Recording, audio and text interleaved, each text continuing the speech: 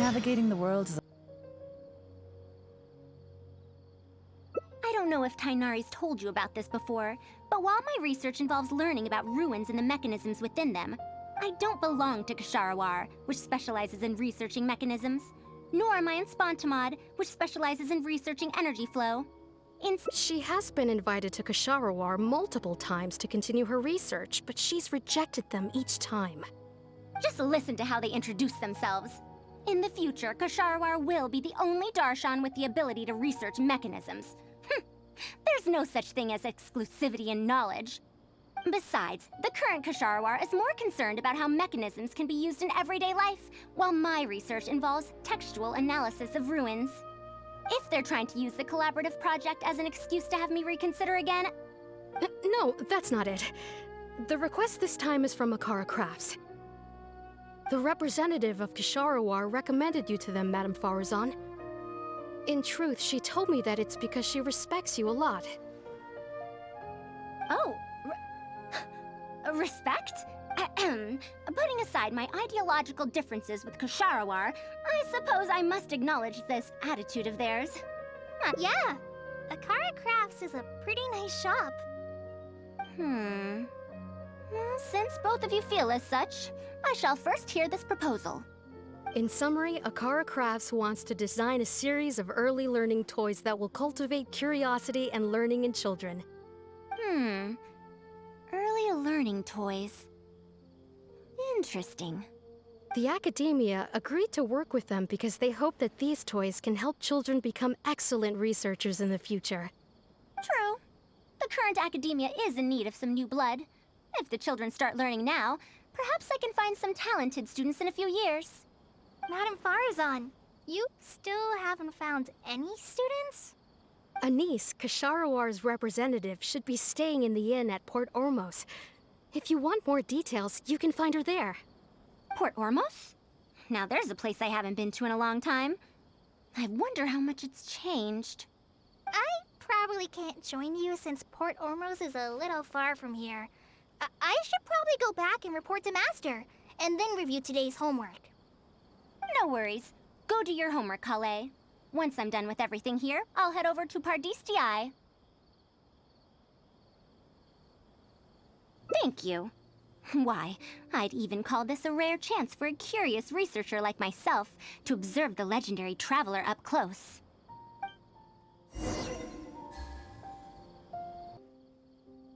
Madame Faruzan!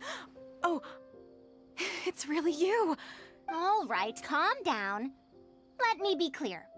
I'm still not all that interested in Ksharawar. I'm just here to see how the project is going. After all, you're here as representatives of the academia in this collaboration. The reputation of all research is at stake here, so I will not simply stand by should mistakes get made. Either way, it's good that you were willing to come. Now, we've given Akara Crafts many ideas over the past couple of days. However, their owner thinks that our designs are too complicated, which will drive production costs too far up. That's expected. Students who have never had to deal with budgetary constraints probably don't understand how important it is to keep costs low. How enviable.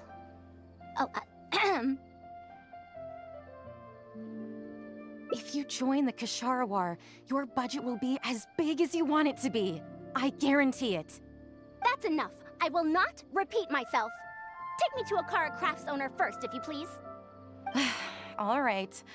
He's usually at the slope up ahead recruiting volunteers to test out his toys. Let's just head over.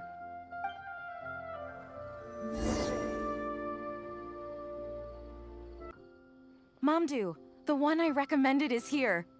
Oh, so you're, Madame Faruzan? Yes, that's me. Ah, wonderful. We haven't been able to make any progress on our collaboration recently. We've made many suggestions, but Miss Anise thought that those ideas were too simple and wouldn't be effective in training the mind. These early learning toys are meant to help the academia train future researchers, after all. If they're too simple, then how are they any different from regular toys?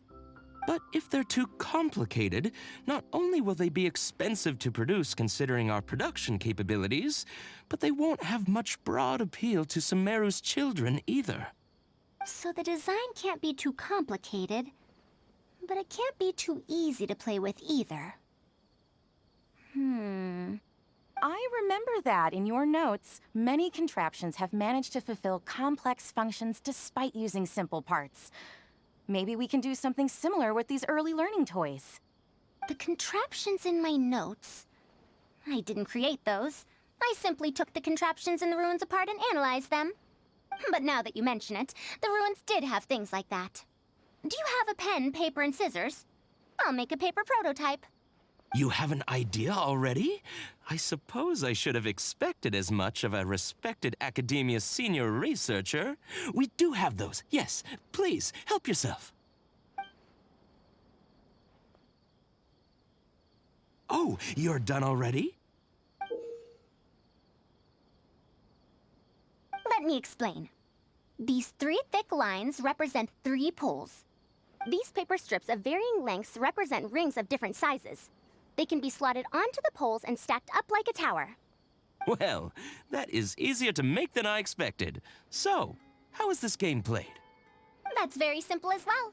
You just need to shift the tower from this pole to another pole. Isn't this a little too simple? Even by the standards of an early learning toy, I mean.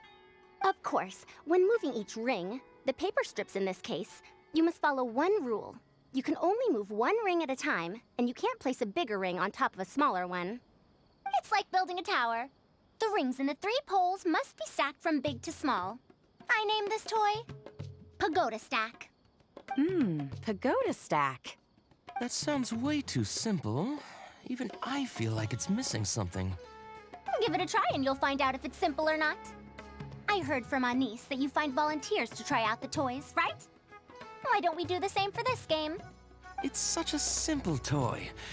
There's no need to... Mamdu, let's just do as she says. Okay, then. And that's how you play this game. You can all give it a try. Let's see who's able to move the tower to another pole in the smallest number of steps. You called everyone here for such a simple toy? It doesn't look like it'll take that many steps. Come on, we all promised to help Mr. Mamdu test out the new toys. He said he'd give us new Genius Invocation TCG cards. Ugh, fine. Let's get this over and done with so we can head back and play cards.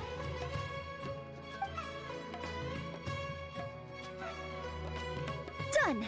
It took me 19 steps. Huh? It took me over 20 steps.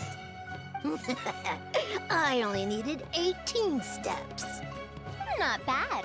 Looks like you're all familiar with the rules now. Then let's increase the difficulty. The next tower will be 5 layers tall. Now then, give it a shot.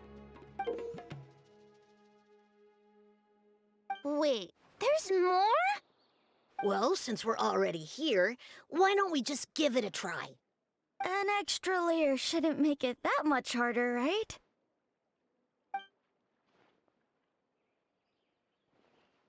What's going on? I've already moved over 30 steps, but I'm still not done yet. I'm almost done. Looks like I'm the faster one this time. Done! It took me 35 steps. What? How? This pagoda stack toy is pretty fun to play with. Good. We'll try it one final time. This time, we'll add 2 more layers, making 7 layers in total. Mamdu, we've still got quite a few paper strips here. Why don't you give this a go as well? Do you need that many steps for something this simple? Let me try. Madam Faruzan, allow me to try it as well. You were looking at it quite seriously just now. Are you starting to understand the principles involved? I think so. If you want to test out your hypothesis, you'll just have to play and find out. Got it. Ah, we don't have enough paper strips left for you, Traveler. However, by the looks of things, you seem to have the game figured out. Why don't you guess what the lowest number of steps needed to solve a 7-layer pagoda stack is? What a shame. You were close. However, you did well for someone seeing pagoda stack for the first time. Let's see how well they do then. If I move this small ring, then the big one won't be able to go on top of it. Oh, this is going to take more steps than I expected. I've lost count of how many steps I've taken. Can I restart? This got a lot harder.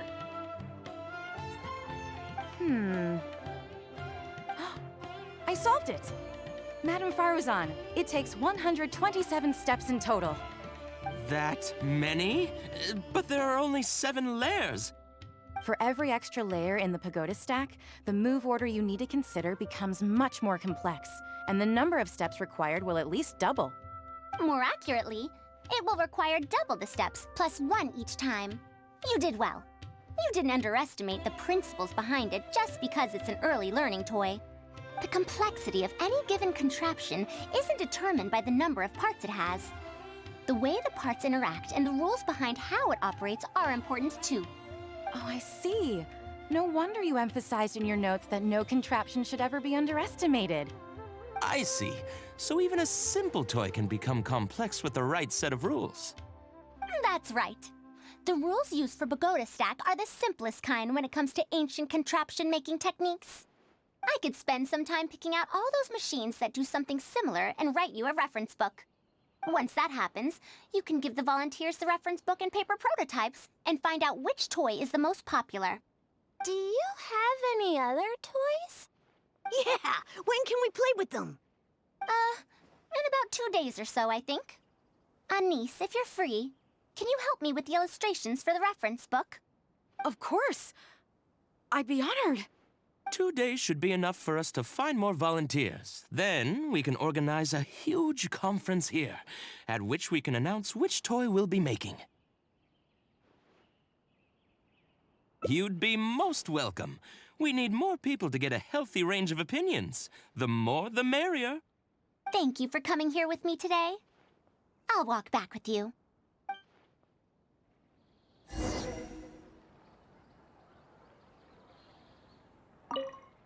Is Madame Faruzan really going to mentor me? What an honor! I'm sure she'll say helping with illustrations isn't mentoring. So, don't tell her I said that. I'll be going then. Say hi to Tainari and Kale for me if you can. Once everything here is settled, I'll make my way over to Pardis DI as quickly as I can.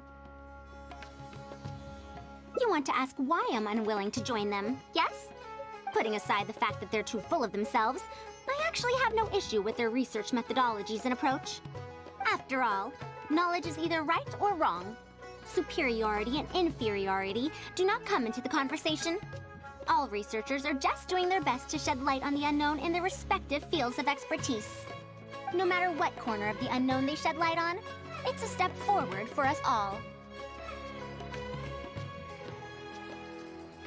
Because I believe wholeheartedly in that principle.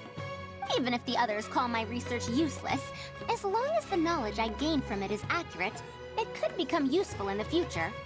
In the end, useful and useless are concepts that shouldn't be used to evaluate knowledge.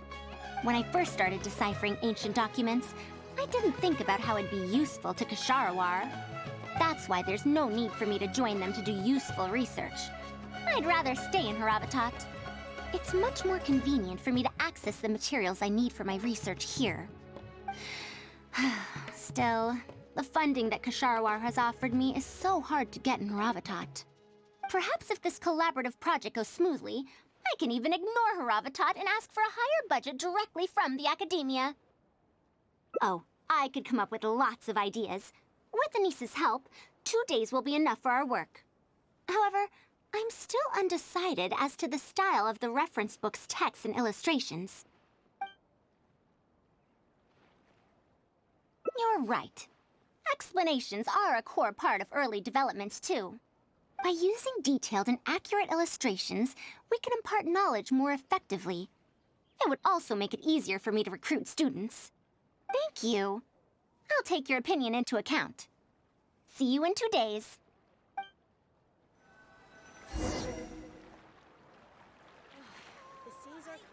Oh, you're here. We're just starting to set up the venue. We've called up everyone we possibly could have. This is going to be quite the event. My masterpiece is going to be exhibited after all. Let's see what the academia shall say about it this time. To sum up, the 24 forms of pressure-based puzzle mechanisms were used in various ruins. All right, let's go to the next page. Now, I'll explain the base layer design of elemental monuments. Are we done yet? Oh, I'm falling asleep. I don't understand any of it at all.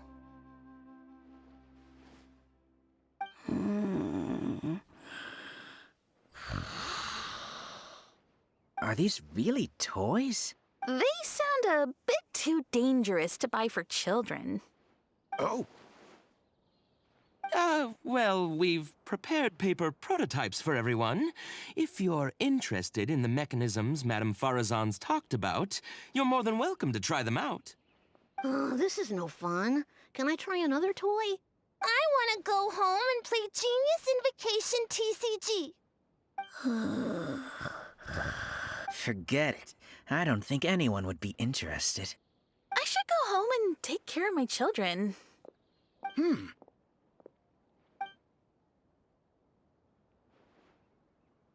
How did this happen? Forget about getting opinions from others. No one even wanted to stay and try them out. I'm sorry. I think we miscalculated. No, you simply gave suggestions. I was the one who decided to follow through. Anise, too, was only following my instructions. I will find a way to make up for this error. Please, give me some time. I'll write another reference book. Excuse me, but are you the one who wrote this reference book? Yes. Who are you? Ah, you're that man Mountain who was in the crowd just now. Do I stand out that much? Well, I guess I don't look like someone who'd have anything to do with toys. Let me introduce myself. I'm Kamal, the branch master of Sumeru's Adventurers Guild. What's the branch master doing here? Were you looking for us, or did something happen? I came to Port Ormos to visit some old friends. On the way over, I saw the booklet you were handing out, so I came to take a look. Can you print a few more copies of this booklet and sell them to the Adventurers Guild? Also, could you make full-fledged models of those paper prototypes and sell them to us as well? What does the Adventurers Guild want with these toys? You may see them as toys, but to adventurers who need to deal with all sorts of machines and contraptions within ancient ruins, this booklet is a true treasure. We have many members who can't read, so books are of little use to them. What they know of handling mechanisms has been learned solely through word of mouth. Even if the academia granted public access to all their books, there are people who can't use them. Ah, and our booklet is practically all pictures. Well, it is designed for children. It might be a bit too difficult for children, but it's perfect for adventurers. Also, those paper strips, you called them paper prototypes? If you can make wooden versions for demonstration purposes, even the most illiterate person would be able to follow along and understand. If we can supply a model set for each branch, and if each adventurer carries a booklet with them, then ruin exploration will become much safer. You really think so? I mean, yes. I always knew it. Knowledge will always be needed, one way or another. Making models of contraptions for the Adventurers Guild? To be honest, that sounds like a good avenue to explore to me. We'll probably have to send in a separate application, but it shouldn't be an issue. After all, This concerns safety during the exploration of ruins. It's a problem that the academia is actually trying to address as well. Then let's cut to the chase and discuss the details of our first order. The amount we're offering to pay in advance is... this much.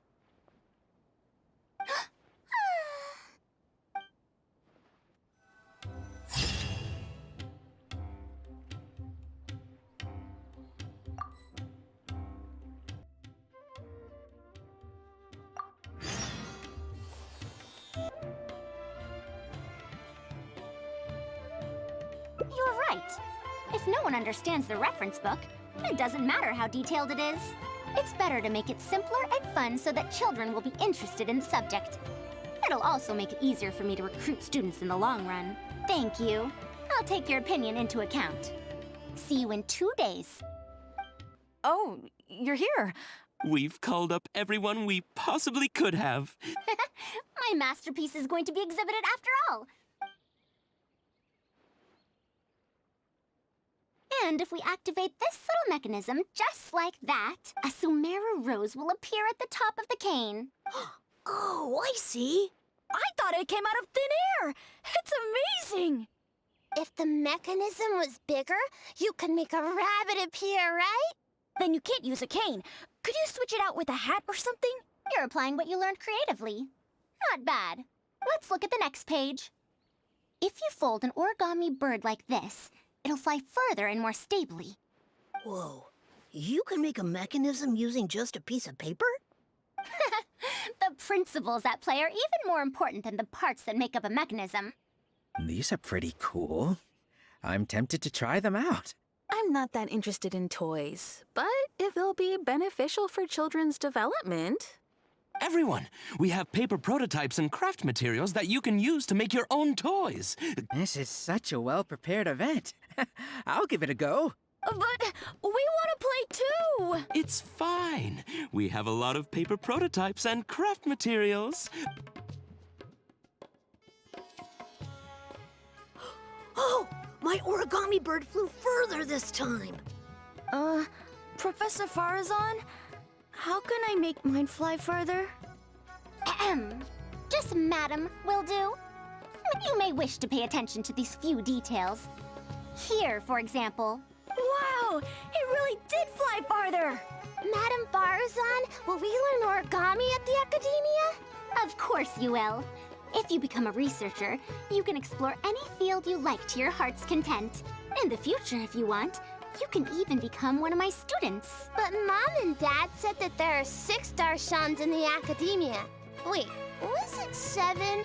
Which Darshan teaches about mechanisms in origami? Well, in this case, it wouldn't be Haravatat. I know. We need to choose Kasharawar. Huh? I want to attend Kasharawar in the future and fold even better origami birds. I want to make even more awesome mechanisms! Actually, the other Darshans do have their own specialties, too. For example, Haravatat specializes in... How did this happen? What if we end up in a Darshan we don't like? Does that mean that we won't get to learn about the things we do like? No, that won't happen. Take me, for example. The only person able to restrict your curiosity as a researcher is you. Not really. Huh. It's all right. You still have a long road ahead of you. Let me tell you a story about pressure-based mechanisms and elemental monuments.